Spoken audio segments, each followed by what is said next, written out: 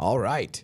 It is Friday. And we're fired up. We are. What's up, brother? I'm good, man. How are you? I'm doing well. You got a little sawdust in the voice there. I do. A little bit of just come from the late pep rally? night flights and yelling and screaming, and we kind of been all over this week. So where did you just come from? We were in North Carolina. Hey, I don't know why I say we. Like it's me and myself, my four personalities. It's the royal we. Here's the thing: if you like my personality, that's great because there's four more to meet. So you know what I mean. The royal we. There you go. So we're in North Carolina, had a really cool high-end mastermind, and then came back to Dallas and did 3 days with Sphere Rocket. So they're an amazing virtual assistant company. So literally 3 days of like, how do you leverage yourself? What are the different roles? How do you raise up a great virtual assistant? And I'll tell you what, that company is changing lives because people are able to go out and get 5 virtual assistants, 6 virtual assistants for the price of one person here locally. And I'm not saying get rid of local people, but I'm saying if you guys, you're able to add amazing support that you would not have been able to do on your own. So it takes so much off the plate. I actually saw those guys, their dog and pony or their deal with I think it was Orlando. Yeah, maybe.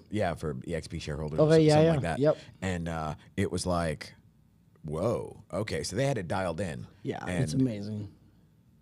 I tried the virtual assistant thing but it was like I didn't have something consistent. Yeah. And that was the kicker. Well, and I'll give you the real kicker. If you're anything like me, we are not the most systematic leaders that exist. For instance, I remember telling my assistant one time, I sent her an email, and she goes, would you just read this back to me? It's like, will you send the thing to the people? And like, I am not the greatest when it comes to that. So with my virtual assistants, I got to get them dialed in, but also need to have kind of a person that's running, the virtual assistants. And that helps a lot. So, and it just depends. So you need a virtual assistant for the virtual assistant? Pretty much, yeah. And you know what? You got to get the right people. I mean, there's two kinds of people. There's people that, are waiting to take stuff on, and they'll kind of do what you tell them to do. And then there's other people that are like consistently going, hey, I saw this. Can I help you with that? Hey, I noticed this. Is that something I can take off your plate?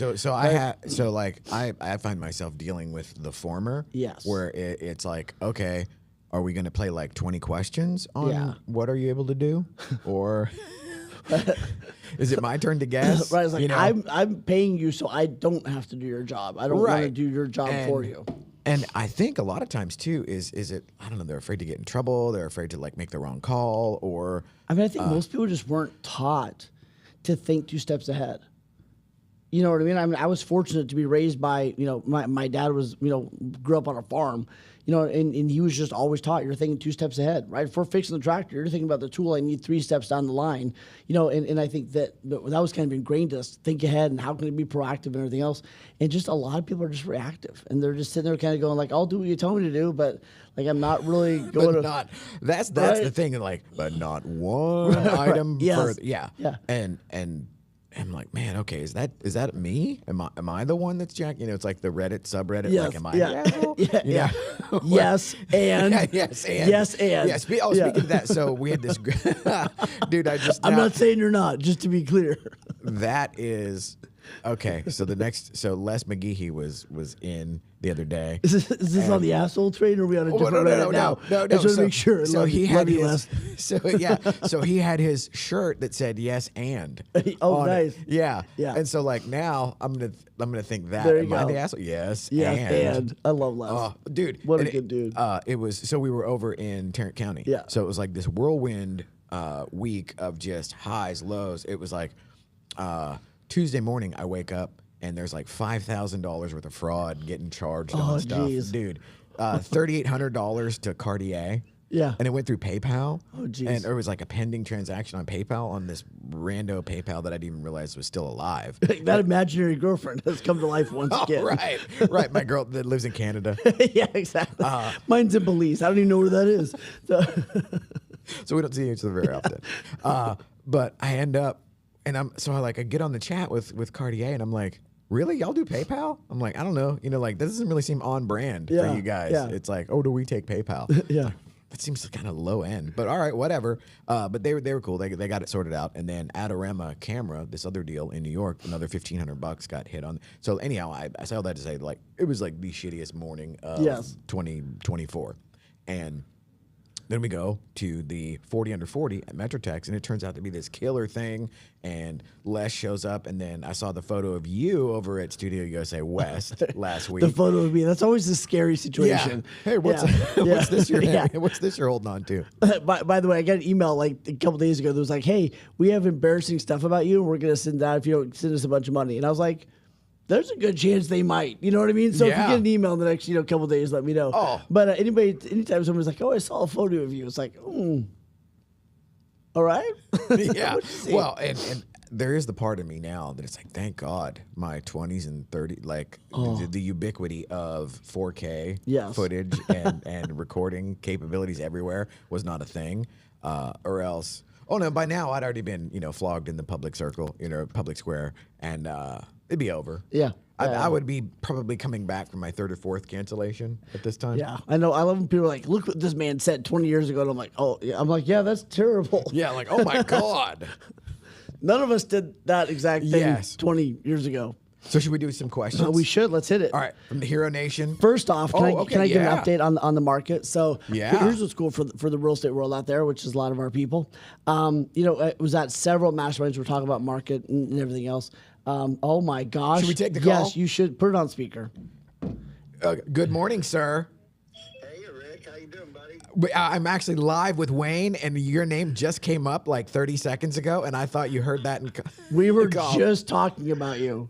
Well, do me a favor and tell Wayne that now that I know that y'all are in there, Wayne, do your good shit. Oh, is he bringing like the small room material? Yeah, Well, he's just got so much. You got to remind him once in a while. Wayne, we want the one on the top. I got to whip out my Les McGee notes. That's the good stuff.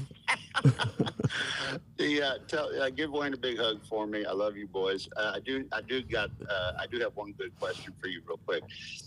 N2 did the national podcast on me and released it, Rick. Yes. And we don't know where they release it, so we're not sharing it or doing anything with it because we don't know where they release those things. I could find that out. If you could send us a little note about that or something, I'll get on it, and you sure would improve our day. Absolutely. You got it, man. Thanks, Rick. We just got our first caller. Well, here's the thing. Wayne, you're one of the only people I've met who is as big of a nerd on me as what are the trigger numbers for someone to go from a solopreneur to a 2-person team and the dangers of resting at a 3-person team before you get to a 4-person team. And there's very few people that know how that math adds up. Wayne, would you do me a favor and walk people through that real briskly today? Hey, sounds good to me. Thank you. I love you, boys. See you later. Thank you, sir. Okay, that was awesome. Man, that was awesome. That guy's amazing. So, I don't understand hieroglyphics. Yeah. Audio hieroglyphics, which you just rolled out. Yeah, it's like when you walk through the X to the Y to the W. Here's the reality. Most people, and I was talking to one of the top agents in the country the other day, and I'll say it this way: one of the top agents as far as net, not one of the top agents as far as gross, because there's a lot of agents that look the part and they ain't making nothing. Okay, right, and for me, it's about quality of life. So here's the reality: most agents they build these teams with these brokerages, and I'll tell you what, because I've seen the math on all of them in a sense, because I've done so much of this. Most of them are not making any money. If you take out their personal sales, their organization, their team is by the time what they pay, they're making almost nothing when it comes to this. And they started these things as people go, oh, you should build a brokerage, oh, you should start a team, but they don't do the math and they don't know how to scale effectively and who should be doing what. So they end up in these upside down situations where they're basically putting out all this money. They get trapped in this hamster wheel and it's devastating. So that's one of the reasons why, we talk about virtual assistants. Now you've got to do more for your clients than we had to in the past.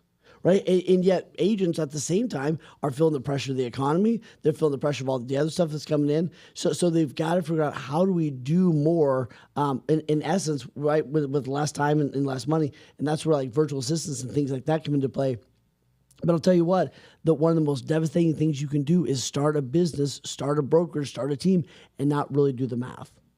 Can confirm. Yes. I mean, there are still things where I look at like what in the world is going on as far as okay, money in, money, and it's like this craziness of well, okay, everything just seems to be barely covered. Yeah. And, you know, there's the paranoia of, okay, are we charging too much? Are we charging, you know, and then it's just this weird thing to get a handle on where everything's moving so fast. And it's a consistent process. Yeah. Yeah. And so, like, are you saying, like, folks actually figure that out before they...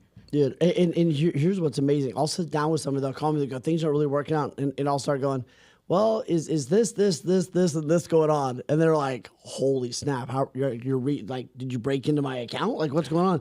And I'm like, no, I've just done this so many times. I know that based on 5 or 6 things, this is exactly what's happening. So that's where we go back to like stop. One of the dumbest ways to do things is to not follow a roadmap. Right, like I'm okay with you being like creative and things like that, but like we've got to have some sort of map we're following. You know, what is it? Pioneers get killed and settlers, you know, usually survive, right? But the first ones out there are like you're going to get hit the back of the head with something. So like, stop doing it on your own. Stop doing it without doing the math. And that's, you know, people go, I can learn everything I need on the internet without a coach. I'm like, you can. It's just going to take you way too long. Yeah. Well, and there's the thing where like I didn't have a map. Yeah. For what I was doing. And so you kind of copy. It's a weird thing where you copy what you think other people are doing. Yes. And that might not necessarily be true. No. And then you come away. So, and then in the real estate world, one of the things, like you talk about the folks that are playing the role. Yeah.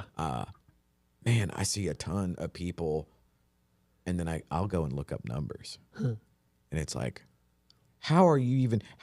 there's a part of me where like, how are you even affording to go make fake stuff for Instagram? You know, it's like, because there was one where, you know, looking like a baller or whatever. And then I go and I look up and there's like one lease listing for the year. And it's like, well, dude, wow. You know, and I'm not sure what drives somebody to, I mean, because like, truth be told, if I was in that position, I don't know if I'd love the game that much to be doing that. No. But the idea of doing the math is something that, man, that's anxiety generating, dude. Yeah. And like, even with my CPA, I just had the best. So to bring it back to that exact thing, I just had the best CPA call yet the other day, where we actually we had an hour blocked out. We ended at like 35 minutes. And it was like, whoa, okay. And I'm like, wow, we're doing good. She's like, you did your stuff. Cruz just gave me like the woo. Yeah, there you go. Because dude, I was just used to, okay, this is my Wednesday morning ass whipping where I'm just gonna get in there and just take some shots. Yeah. And she's like, well, we got 2023 done. And I'm like, you do? Like, wow, okay. And you're like, that's like 5 years sooner than I usually like to do. And it's like, wow, okay, that's pretty awesome. And there is something to be said for leaning into whatever it is that's freaking you out. Dude, 100, and we talk about it all the time, like the suffer once instead of suffer twice. And so often we suffer twice. So let me give you a couple notes about the market. Oh, yes. So here's the first thing. Now is, I think that based on everything, I think we will see, I've been saying forever, I don't think interest rates should come down. Every time people think they're going to drop, I've been saying they're not. I do think that they will come down a little bit towards the end of this year, which would be great, enough to, I think, create some movement. So here's what I think people should be doing right now. I think the smart people are going to buy, and this is based on all the numbers. Bill Middleton, shout out to Bill Middleton, by the way, did an amazing job walking through all this math the other day. I think that the smart people are going to buy in the next 2 or 3 months. I think that's going to be the next 2, 3, 4 months. It's going to be the best buying window. Your interest rate may be a little higher, but you're going to get a great house and at a great price, and then maybe you can refinance in February, March, whatever. But I would buy in the next 2 or 3 months. And here's the big thing that most people aren't realizing, and I've been shouting this from the rooftops: stop selling your house. Meaning people go, well, if I sell, I'm like, stop selling it. The dumbest thing you can do is sell an appreciating asset. Meaning, right, what if you could get a $500,000 asset that was generating a 6% interest every year, right, yada, yada, yada, right, while you get to write off all these other things, right, why wouldn't you, and by the way, it's no cash down because you already own the thing in a sense, right? Like, people, stop selling your house, rent your home, go buy the next one. And most people don't realize that they can, all you got to do to be able to approve the payments. There's so many different ways to do that these days. So I think for most people, it's like, keep the house, right? We live in an economy where people are paying $5,000, $6,000, $7,000, $8,000 a month for rent and not batting an eye. And it's become so much more normal than it was 5, 10 years ago. The rental thing is brutal. It's amazing. So stop selling the house. And the third thing I would say, and you're back to math, you got to get really good at math with your clients. You got to help them realize, hey, between your cash on cash return, between appreciation, between write-offs, and everything else, you can make 12 to 15% a year on owning your home as a rental. It's amazing, right? The third thing I would say is you better start lead generating like crazy right now and build an amazing pipeline for January, February, March. Right, the people that won this year were the people that listened to me last year in November, Yes. October, September last year, and started lead generating hard. That paid off big time in March, April, whatever is this year. So those are the big things right now. How do you break that conditioning? Because obviously, we're both in the same universe, and it seems like everybody checks out at Halloween. God, it's brutal. So here's what breaks my heart: they check out, but they still keep going to work. Right? Are you with me? Right? Yes. Like, Oh my I God. gotta go to work, and like, no, you don't actually, because you're not doing anything there. So it's like what I tell people. We started doing this, like especially like you said, November, December. What I tell people to do is I have them get out their calendar and I go, let's mark the days. You want to take a bunch of days off? That's awesome, right? But let's mark the days you're going to work. Let's mark the days you're going to take off. And the days you're going to work, let's actually work. The days you're going to take off, let's actually take off, instead of being at 20% capacity for 2 months. Like, let's nail these days and then take these ones off. But man alive, it is so easy to go, I didn't do crap for 60 days. Right. And then you're 120 days behind. Yes, and so like last fall, there's the dip, and then I was putting this particular location together, so it was like I was just busy all the time. Yeah. But it's like I'm busy treading water. Yeah. And it's like, boy, I hope this works. I hope it turns out good. And then now I'm actually looking forward to this year. I agree. So we take the knee, so to speak, as far as the real estate market in the fall. Yeah. Because nobody's going to move, school's back, blah, blah, blah, whatever. But this now becomes the hub of the folks that want to essentially chop wood, carry water, and stack for the next year to come. Because like my theory now, and you can give me your opinion on this, is to sort of strategize throughout the fall and create the content that is locked and loaded. Yes. So, for example, you were over at the Studio West, as it were. Which is nice. And oh my God, it's like super grateful. Brooke, Lance, everybody, Todd. Oh, I love that. And so we're stacking the Real Producer Show. Yeah. But the idea is, rather than, because not everybody is wired to be goofy enough and crazy enough to just go, let's go live and make it up as we go. But for me, that's part of the fun. Yes. But on the RP show, we're stacking those. So it's like we'll have essentially several months worth ready to go. Absolutely. And then to carve that up. So and then we're doing a bunch of different things to give agents the maximum, or even the adjacent businesses and all the tangential affiliates or whatever, where they have the ability to essentially have evergreen content and then keep mining. Because like even like what we're doing now, I mean, it's like, oh my God, dude, I need to hire a virtual assistant to then hire a social media person to then, because it's like, and for $600 a month, to have somebody the working thing that 40 kills hours a me week would be amazing. And that's that's a median income for them, right? Like that's a great wage, and it's such massive leverage. So here's what I would do if I was an agent right now. One of the things I would consider is I would start doing a podcast with you. I would rent the studio for an hour and a half a week, and I would get in there and I would be doing like 15-minute podcasts with like the mayor, with your vendors, with your social media people, with other, right, with all the different people, right? And I would get a crap ton of those done. And I if I was an agent, I wouldn't be doing hour-long podcasts, right? I'd be doing like 15 minutes, wham, bam, that was awesome. We got enough content. Well, even like here where we try to hit like 25 minutes. Because here's the thing, and we were talking about this last week, people need to see you, and for watching this, write this down, they need to see you as high status. They need to see you as a thought leader, which means you got to have some opinions and get them out there. They need to see you as competent and experienced, and then they need to see you as trustworthy. They see 5 podcasts and they go, wow, this person has high status. They're sitting in a beautiful studio doing their thing, right? They're a thought leader because somebody's asking them questions, right? They're competent and they're trustworthy. It's one of the best ways to nail all 4 of those. Plus, you get to do it with your database, right? You go, who in my database owns a business that would love to be on the podcast? You talk about getting vendors that are thrilled about being in your world. I mean, I would be all over that.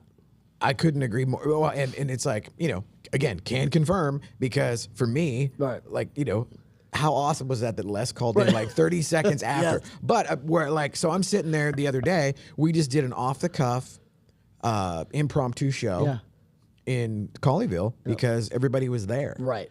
And I'm sitting there going like, dude, this is badass. It's like, oh, it turns out if you really just want to be surrounded by like alphas and like build the studio. Oh, that's 100%. Or put on masterminds. People are like, why do you put on masterminds? Like, because I get to hang out with cool people. Dude. My next mastermind in New York, I just got to say this. Yes. Next mastermind I'm doing in New York, for our broken boardroom, right? I won't tell you who it is yet because it's going to be a surprise. But the guy owns a crap ton of everything. He's flying his private plane into LaGuardia or whatever that private airport is on the little island, right? So he's flying in there, talking, and then flying back to wherever he is in Puerto Rico or whatever island he owns. Like, that's pretty cool. Dude, that's awesome. Like, I would pay to go to my own thing because I'm like, look at this. But he's coming because we're able to do this. Like you said, you're able to set some lights up, start a podcast. You want to get legit fast, do that. Yes, and it's almost like a force multiplier for networking. Yes, you know. So just a case in point. So some of the stuff that I planted the seeds for like 10 years ago, 12 years ago, like we're sitting there at Metrotex the other day, and it's the 40 under 40. Right. And you know, Lance just has the idea of like, hey, dude, what if we did like 40 under 40 commercials or whatever? Right. So I'm like, hell yeah, dude. Because the nice thing is when you have a studio, you can offer things that aren't easily acquired or kind of hard to come by. Yes. And so, but I still to this. and you're a little bit like a crack addict. You know what I mean? You're like, hey, first video's free. You know what I mean? Yes. Like, come in, lights go on, they look amazing. They're like, this is slightly better than my iPhone. Yeah. You know what I mean? Like, it looks amazing. You can hear what they're saying. And I don't have to hold the gimbal. Exactly. And all of a sudden they're like, I could get used to this, right? Yes. And so, but the funny part is, so all of those years of just dog and pony show to crickets and tumbleweeds and everything. So I'm used to ambivalence is what I was saying. Like, yeah, I'm just, so. What does ambivalence mean? Like, you got to break it down. I mean, I just, dear Lord, all the big words. So where it was just basically like, I'm apathetic. You know, like I'm used to the apathy. You can't explain a big word with it. I'm joking. Well, that's the other thing. It's like, so my word of the day, like back when I was a cube dweller, I would have like every little word of the day automated email gimmick or whatever sent to me just to give me something to look at. And so I think it's paying off now. And all the gummies are kicking in. There you go. Hey, I love when people are like, your book, when they tell me, they go, your book is so easy to read. I'm like, I think that's a good thing, but it also reminds me that I probably write at a 4th grade level. So that's wonderful. And the thing is there, it's like, what do they say? Most advertising is like 4th or 5th grade at the maximum. And then it's just, you know, you cast a wide net. Yeah. But having folks come over the other day immediately, like I haven't had the experience of, well, it's kind of what you're saying, like where you get noticed and you get known or whatever just by putting stuff out. Yes. And so it's been like this content machine now for like the last, I think this makes 35 weeks in a row. Dude, that's amazing. And then here's the cool thing. Instead of paying to get into rooms, you're invited to come into rooms, right? Like this room that I spoke in last week. Yeah. I mean, dude, it would have everybody else paid a ton of money to be there. I get paid to come and do the thing, right? Because of, like you said, the 10-year overnight success. But that thing, and you've got to be putting yourself out there, right? We value high status, we value thought leadership, we value consistency. It helps us build trustworthiness, all that. And I think the cool thing about the people that get to work with you is you can also help them figure out what that content is. Not just how it'll look good, but also what that content is. And I think especially most agents, and I think a lot of other business owners, that they don't do enough content because they're like, what does that mean? Like, you keep saying I should put out content. It's this big, scary, whatever. And sometimes content is just breaking it down. Here's 3 questions to ask an agent before you hire them. Here's 4 things to watch out for on a home inspection. Speaking of. Just break it down and make it simple. Let's finish with a couple questions. Okay. Ooh, yes. Here we go. All right. Just do the thing about the whole thing about content. It's like right now, I might have to pilfer one of your virtual assistants because we have so many just from what we've done. You and I. There's a Dropbox folder with probably 150 soundbite clips in it that are just ready to 100% ready to go. Yep. AJ, put your seatbelt on. Here we come. Okay. From the Hero Nation audience. What are some daily habits or routines you practice to stay motivated and ahead in your field? Man, so here's 2 things, and we've talked about this a little bit before, but I think every day you've got to like kind of start the car again. You know what I mean? Like you got to. There's not a whole lot of carryover, right? It's like you got to take a shower every day. You know, you can't get away with too many days without doing it. I think it's a lot of motivation stuff like that. So every day for me.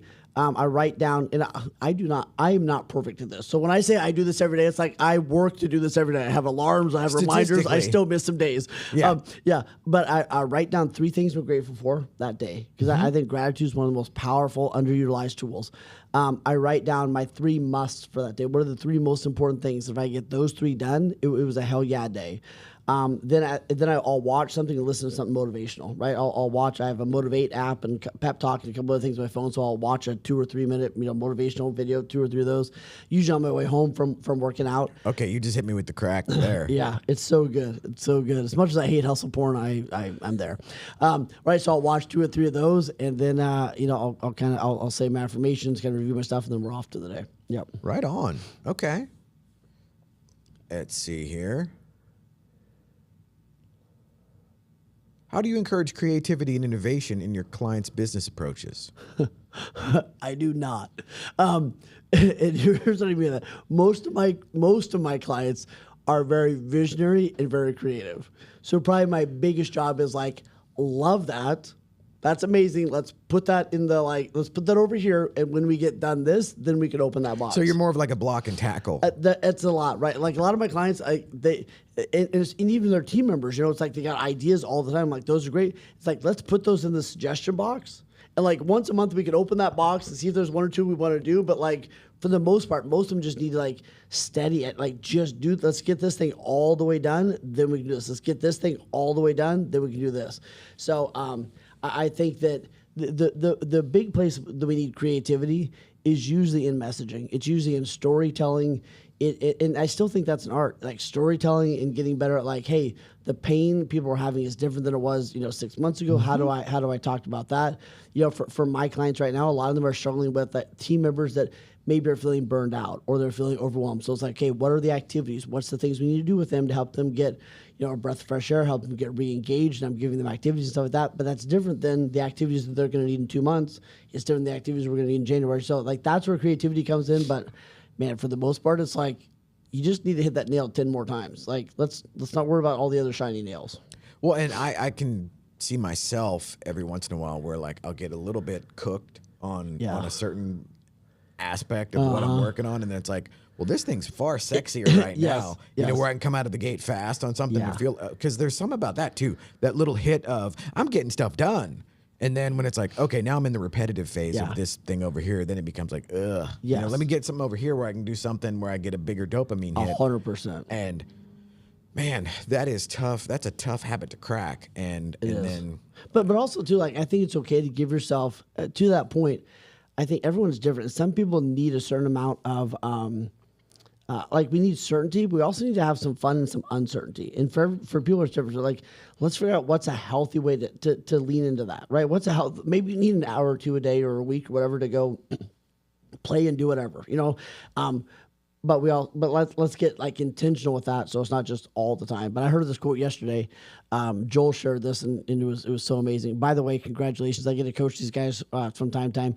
Sphere Rocket was Inc.'s 713, I believe, 724 on the list of top 1,000 growing companies in the country. Damn, pretty cool to get on that top 1,000 list. I mean, that's a huge deal. And one of the things that Joel shared yesterday with us was if you have more than 3 priorities, you really have no priorities. And I was like, what are my 2 or 3, right? Probably 1 or 2, right? But like so many people, we go, we're doing 100 different things. And I have to work with myself on that all the time. Well, and I'm real bad about having, 5 or 6 projects going at once that all need a little bit of attention. And then you always want to like focus on the sexier one. Yes, because we're human, which is why we need the people around us that are like, that's cute, and we do this thing. Yes, and. Yes. Yeah. Right on. One last one. One last one. I love it.